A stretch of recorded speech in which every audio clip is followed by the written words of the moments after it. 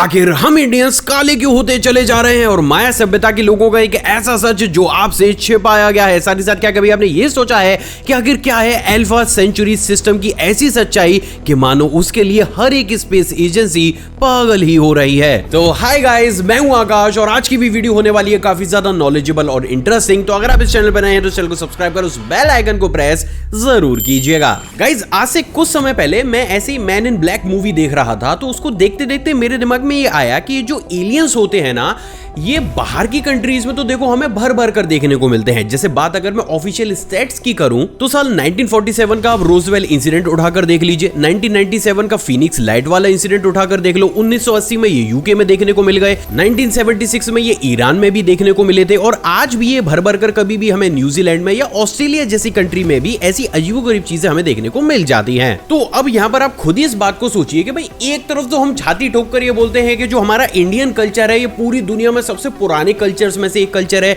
तो भाई ये पॉसिबल कैसे हो सकता है कि दुनिया के सबसे पुराने कल्चर का इंटरैक्शन कभी भी इन तरीके के एलियंस या परजीवियों से हुआ ही ना हो। भाई साहब, हो ही नहीं सकता, या यूं कहूं कि इंटरेक्शन तो बखूबी हुआ लेकिन हम इंसानों के सामने उसे कभी लाया ही नहीं गया। जैसे कि गाइस, आप खुद सच सच सोचकर मुझे ये बताइए कि आप में से कितने ही ऐसे लोग हैं जिनको एक्चुअली में ये मालूम है कि जो छत्तीसगढ़ की कांकेरा जिला की जो गुफाएं हैं उसमें 10,000 साल से भी पुरानी ऐसी रॉक्स मिली हैं जिनके ऊपर कुछ इस तरीके की अजीबोगरीब शेप्स बनी हुई हैं। भाई साहब, मैं लिख कर दे सकता हूँ, बहुत ही कम लोगों को इस चीज के बारे में पता होगा, लेकिन अभी ये चीज वेस्टर्न कंट्री में हो जाए, भाई साहब मीडिया हाहाकार मचा देगी। अब उससे भी ज्यादा इंटरेस्टिंग बात पता है गाइस क्या है कि ये इकलौती ऐसी जगह नहीं है, बल्कि आप अगर खुद से भी रिसर्च करना शुरू करेंगे तो आपको ये पता चलेगा कि इंडिया में एक्चुअली में बहुत सी ऐसी जगह आज भी मौजूद हैं जहां पर एलियंस से हम इंडियंस के इंटरेक्शन के ऑथेंटिक प्रूफ मिलते हैं। और अगर अब भी आपको मेरी बात पर थोड़ा सा डाउट है तो भाई देखो, मेरे क्वेश्चन का अब आंसर दो। देखो, शुरुआती दौर में जब हम इंसान ज्यादा डेवलप नहीं हुए थे ना, तो भाई साहब एक ट्राइब में क्या चल रहा है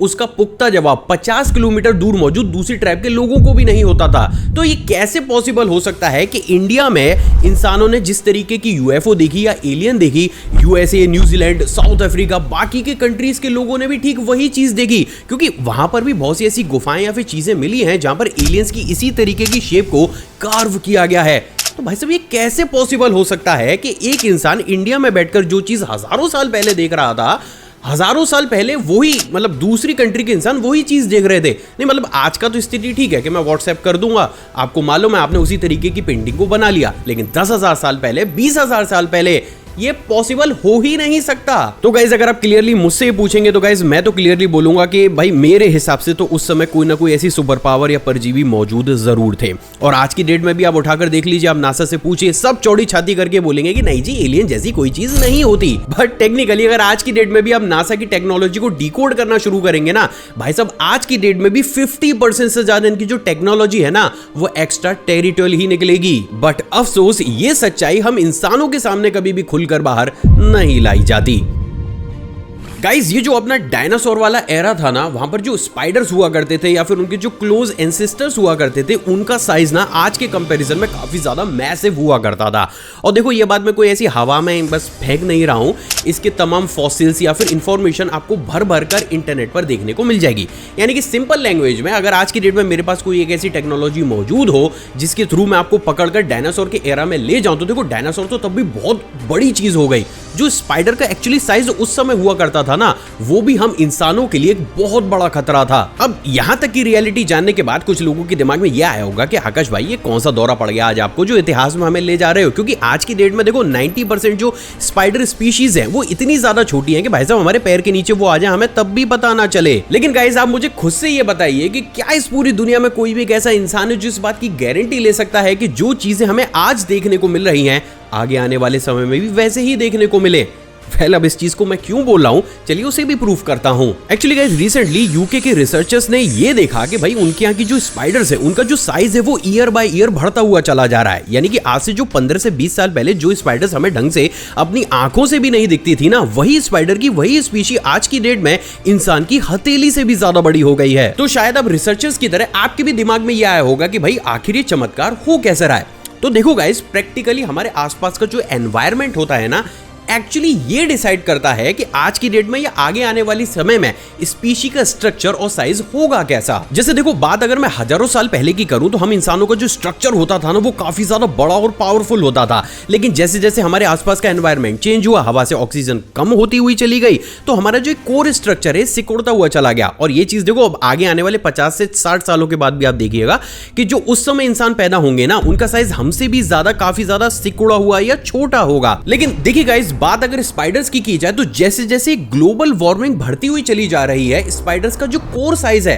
वो छोटा होने की बजाय उल्टा बढ़ रहा है। और देखो गाइस, ऐसा सिर्फ इसलिए होता है कि जैसे जैसे ग्लोबल वार्मिंग बढ़ती है ना, इनके शरीर के अंदर का मेटाबॉलिज्म बढ़ता है। और जब स्पाइडर के शरीर के अंदर का मेटाबॉलिज्म बढ़ता है, ईयर बाय ईयर ये चीज इनके साइज को बढ़ा देती है। तो अब देखो, इधर उधर का ज्यादा ज्ञान ना देते हुए अगर सीधी बात को मैं बोलूं तो भाई साहब, अगर ये चीज इसी तरीके से आगे बढ़ती हुई चली गई और ग्लोबल वार्मिंग हमने नहीं रोकी, तो जहां एक तरफ 2050 या 2060 तक हम इंसानों का धरती पर सरवाइव करना मुश्किल हो जाएगा, तो वहीं दूसरी तरफ इन स्पाइडर्स का साइज एक रैबिट या उससे भी ज्यादा बड़ा हो जाएगा। और भाई लोगों, आप माने या फिर ना माने, लेकिन उस साइज में स्पाइडर किसी काल से कम नहीं होगी। क्योंकि शायद आपको ये नहीं पता होगा, लेकिन स्पाइडर अपने आप में इतनी कैपेसिटी रखती है कि अगर उसका साइज 20 से 25 गुना बढ़ा दिया गया ना, तो ये अच्छे खासे इंसान को इस दुनिया से टाटा बाय बाय कहला दे। तो कहने का मतलब सीधा सा है कि सिर्फ ग्लोबल वार्मिंग ही नहीं, आगे आने वाले समय में ये स्पाइडर्स भी हम लोगों के लिए एक बहुत बड़ा खतरा बनने वाली हैं। गाइस, अगर मैं आपसे ये पूछूं कि हमारी इस धरती से सबसे तेज स्पीड से कौन सी चीज गायब हो रही है, तो शायद आप में से बहुत से लोग बोलेंगे कोई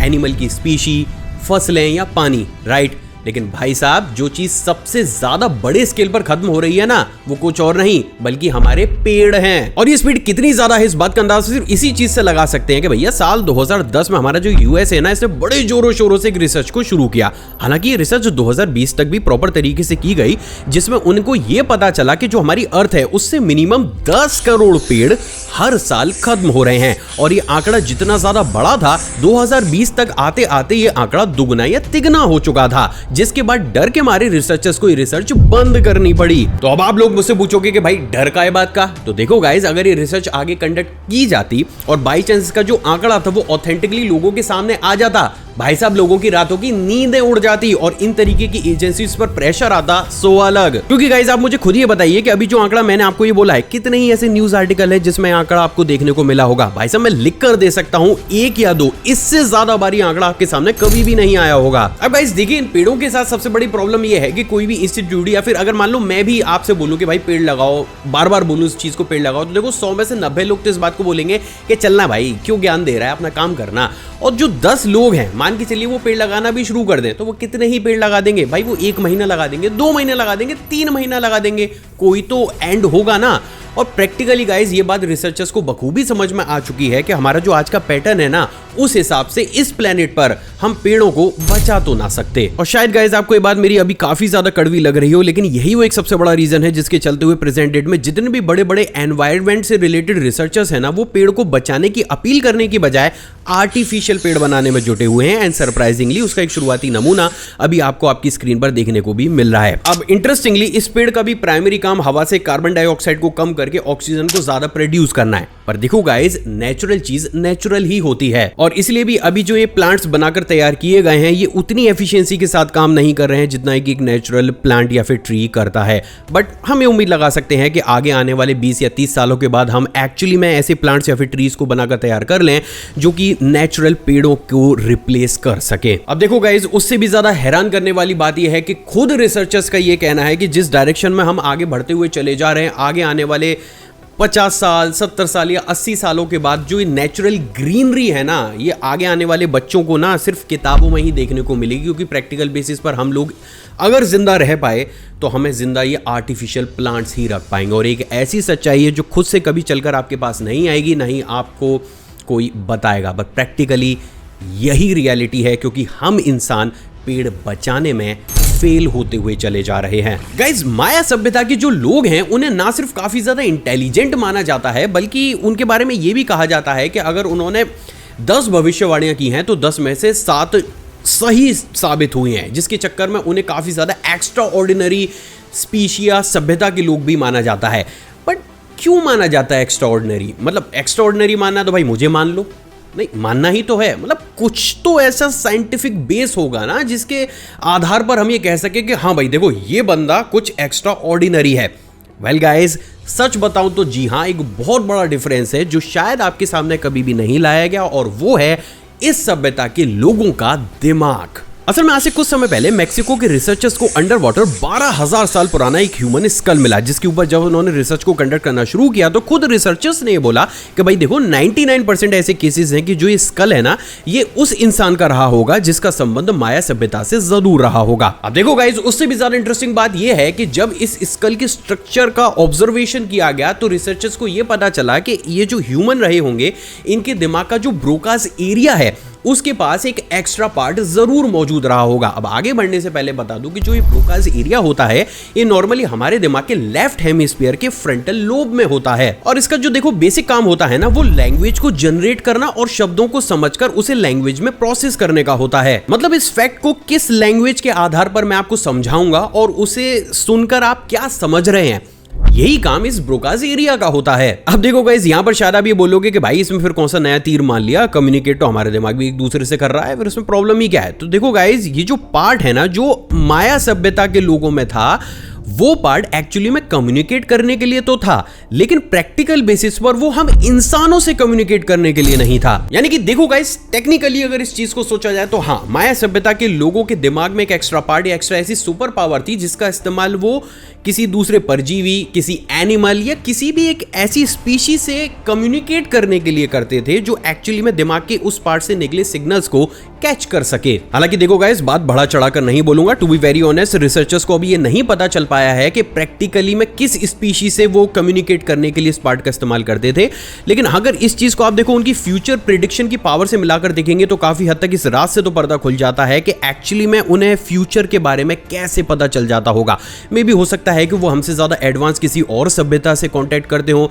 जो ऑलरेडी फ्यूचर को प्रेडिक्ट करके उन्हें बता देती हो। हालांकि अगेन हर बार की तरह बोलूंगा गाइस, मैं अंधविश्वास बिल्कुल नहीं फैलाता हूं, उनकी सारी प्रेडिक्शन सच साबित नहीं हुई है, लेकिन हाँ, अगर उन्होंने 10 प्रेडिक्शन की होंगी तो उसमें से 7 सही साबित हुई होंगी, और एक्चुअल बेसिस पर ये भी एक एक्स्ट्रा ऑर्डिनरी पावर है, क्योंकि हम इंसान शायद 10 में से एक भी सच साबित ना करा पाए। और इसलिए भी गाइस, ये जो सीक्रेट है ना, ये रिसर्चर्स खुले तौर पर आम जनता के साथ शेयर नहीं करते हैं, क्योंकि जैसे जैसे लोगों के सामने ये चीज आती जाएगी, रिसर्चर्स के लिए रिसर्च करना उतना ही ज्यादा दिक्कत वाला काम हो जाएगा। क्योंकि थोड़ा सा आप खुद ये सोचिए कि अगर ये चीज ज्यादा बड़े स्केल पर लोगों के सामने आ गई तो दुनिया में बहुत सी ऐसी एजेंसीज मौजूद हैं जो कभी भी नहीं चाहती हैं कि इस तरीके की चीजें जो है वो आम जनता तक आए, तो इस रिसर्च को शायद ठंडे बस्ते में डाल दिया जाए या रिसर्च को कभी कंडक्ट किया ही ना जाए। एंड मे बी यही वो कारण है जिसके चलते हुए बहुत लोगों को तो ये भी नहीं पता होगा कि माया सभ्यता के जो लोग थे उनके दिमाग में ये इस तरीके का एक एक्स्ट्रा पार्ट भी मौजूद था। गाइस, क्या आपको पता है कि हमारी जो स्पेस एजेंसीज होती है ना, इनके पास एक ऐसा हाईटेक सिस्टम भी होता है जो कि बेस्ट पॉसिबिलिटीज को प्रिडिक्ट करके हम सबको ये बताता है कि भाई देखो स्पेस के उस कोने में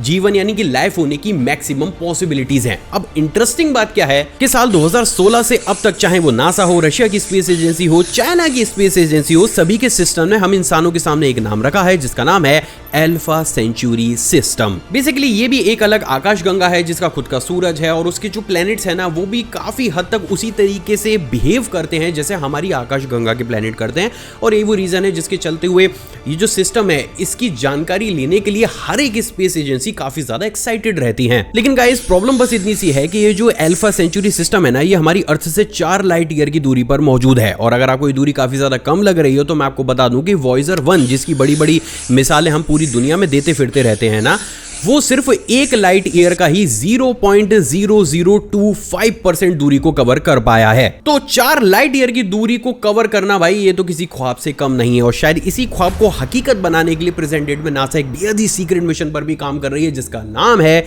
स्टार शॉट्स। बेसिकली इस प्रोजेक्ट में ये लोग काफी छोटे छोटे स्पेसक्राफ्ट को बना रहे हैं जिसका साइज एक मटर के दाने के बराबर होगा, और अगर इनके वेट की बात की जाए तो इनका जो वेट होगा वो 1 ग्राम से भी कम होगा। लेकिन बावजूद इसके भी इसके अंदर इतनी हाईटेक चिप को लगाकर तैयार किया गया है जितनी हाईटेक चिप आज से पहले हम वॉयेजर मिशंस में भी नहीं लगा पाए हैं। अब गाइस देखो, इस मिशन में क्या होगा कि इस मिशन में एंडीज माउंटेन के उस एरिया को सेलेक्ट किया जाएगा जहां पर आज तक भी बारिश नहीं हुई, जिसकी वजह से जो आसमान है ना, वो हमें पूरे ही तरीके से साफ मिलेगा। जिसके बाद उस जगह पर बहुत सारी लेजर एरे पिलर फिगर्स को खड़ा कर दिया जाएगा जिनका की काम स्पेस में लेजर बीम लाइट को थ्रो करना होगा। अब जैसे इन छोटे छोटे स्टार शॉट्स वाले जो स्पेसक्राफ्ट हैं उनको स्पेस में छोड़ा जाएगा, ये लेजर नीचे से अल्फा सेंचुरी सिस्टम की तरफ लेजर को पॉइंट आउट करेगी। अब इंटरेस्टिंगली जैसे ये छोटे छोटे स्पेसक्राफ्ट इस लेजर के कांटेक्ट में आएंगे, ये लेजर उन्हें लाइट की स्पीड के लगभग 20% स्पीड को हासिल कराकर उस दिशा की तरफ थ्रो कर देगी। और जो हमारे वॉयेजर 1 है ना, जो आज भी 61,000 किलोमीटर पर आवर की स्पीड से चल रहा है और लगभग 40 साल पहले उसे अर्थ से निकाला गया है,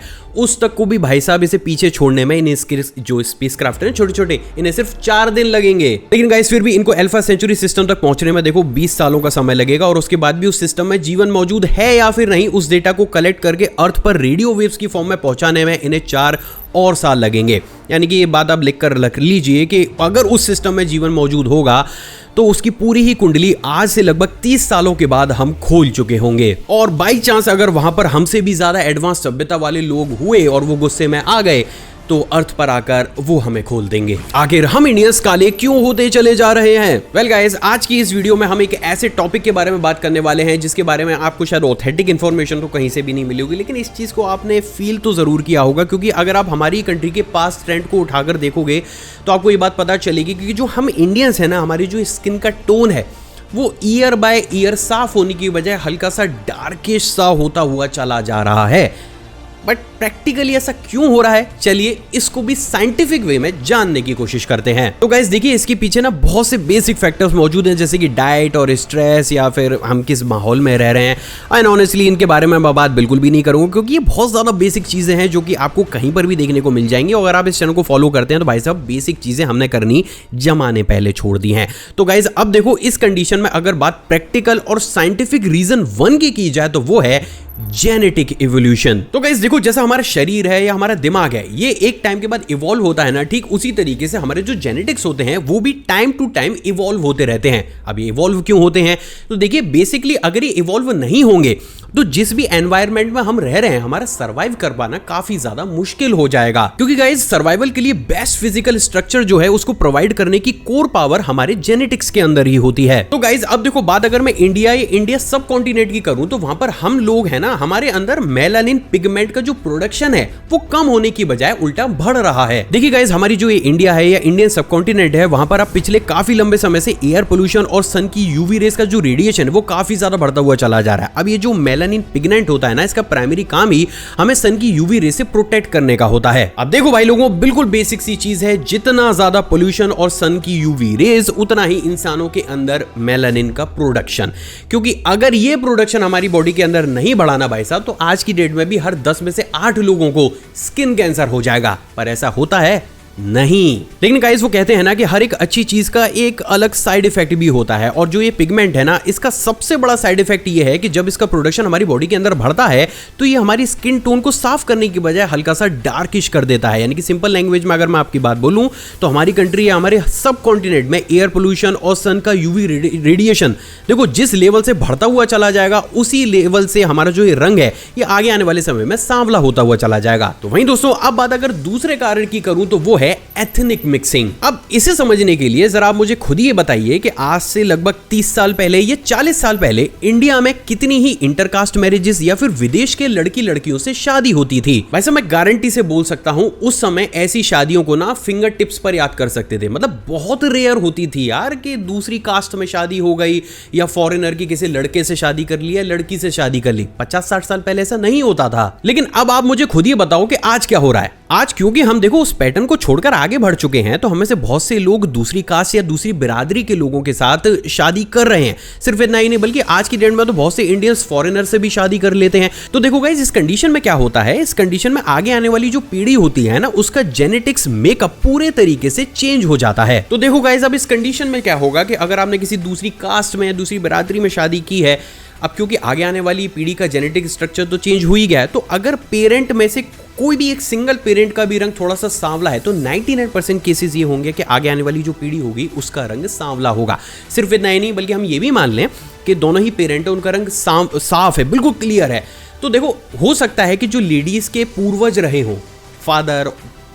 और ऊपर वाले दादाजी रहे हों, उनमें से भी अगर किसी के अंदर कोई ऐसा जेनेटिक स्ट्रक्चर होगा जिसकी वजह से आगे आने वाली पीढ़ी का रंग अगर सांवला हो सकता है, तो वो चीज भी जेनेटिक मेकअप में आगे आने वाली पीढ़ी में ऐड हो जाएगी। और ये वो एक सबसे बड़ा रीजन भी है जिसके चलते हुए कभी भी आप ये देखिएगा कि अगर दो अलग कास्ट में मैरिजेस की जाती हैं तो जो जेनेटिक मेकअप होता है आगे आने वाली जनरेशन को, वो काफी ज्यादा कॉम्प्लेक्सिव होता है, क्योंकि इस चीज के लिए ना हजारों, क्या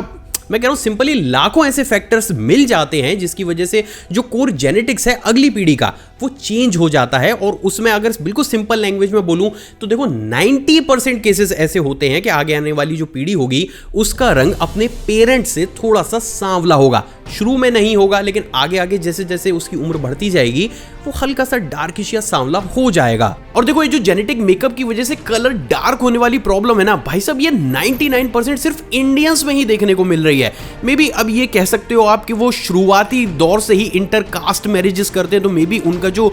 जीन्स है वो उसी तरीके से इवॉल्व हुआ। लेकिन इंडियंस के अंदर ये प्रॉब्लम है कि अगर आप इंटरकास्ट मैरिज करते हो तो 99% केसेस में वो जेनेटिक मेकअप का स्ट्रक्चर चेंज होगा ही होगा, और ये हम इंडियंस के लिए एक बहुत बड़ा ड्रॉबैक है। लेकिन गाइस देखो, अगर बात वही मैं दूसरे पैटर्न की करूं और आप अगर अपनी ही कास्ट में शादी करते हैं, तो क्योंकि देखो ब्राइड का और ग्रूम का जो जेनेटिक स्ट्रक्चर या मेकअप है वो पीढ़ी दर पीढ़ी अब कॉमन है, क्योंकि देखो ब्राइड का भी जो पूर्वज है उनका भी स्ट्रक्चर लगभग मिलता जुलता होगा, जो ग्रूम होंगे उसके भी जो पीढ़ी का स्ट्रक्चर होगा वो मिलता जुलता होगा। तो आगे आने वाली जो वो जनरेशन होगी उसका जो बेसिक कैरेक्टर होगा वो काफी हद तक उसके पेरेंट्स पर ही डिपेंड करेगा। यानी कि सिंपल लैंग्वेज में इस कंडीशन में अगर पेरेंट्स का रंग साफ है तो आगे आने वाली जनरेशन का रंग भी साफ होगा। पेरेंट्स का रंग अगर थोड़ा सा सांवला है तो आगे आने वाली जनरेशन का रंग भी थोड़ा सा सांवला होगा। यहां पर जेनेटिक्स की जो कॉम्प्लेक्सिटी होती है ना वो काफी ज्यादा कम हो जाती है। अब देखो guys, to be very honest, यहां पर बैठकर मैं कोई भी कास्ट या पुराने समय की चीजों को प्रमोट नहीं कर रहा हूं, बट अगर आप एक थर्ड पॉइंट ऑफ व्यू से इस चीज को देखेंगे तो मे बी आपको पता चलेगा कि जो हमारे पूर्वज हैं यानी कि हमारे दादा परदादा,